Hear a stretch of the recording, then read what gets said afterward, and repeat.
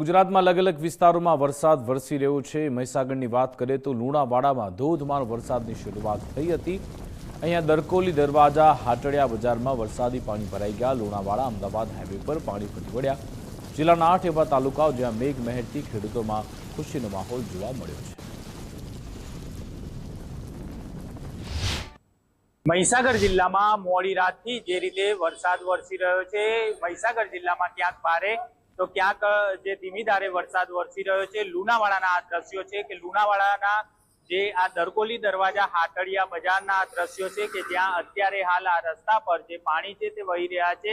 અત્યારે અહીંયાથી પસાર થતા જે વાહન ચાલકો છે, વાહન ચાલકો અને અહીંયાથી પસાર થતા લોકોને મુશ્કેલીનો સામનો કરવાનો વારો આવ્યો છે। વરસાદને લઈને વહેલી સવારથી જે રીતે લુણાવાડામાં અને આસપાસના વિસ્તારોમાં જે રીતે વરસાદ વરસી રહ્યો છે તેને લઈને નીચાણવાળા જે વિસ્તારો છે, નીચાણવાળા વિસ્તારોની વાત કરવામાં આવે તો જયશ્રીનગર સોસાયટી છે, હાટડિયા બજાર છે, માંડવી બજાર સહિતના જે નીચાણવાળા વિસ્તારોમાં રોડ પર જે ઢીચણસમા પાણી છે તે વહી રહ્યા છે।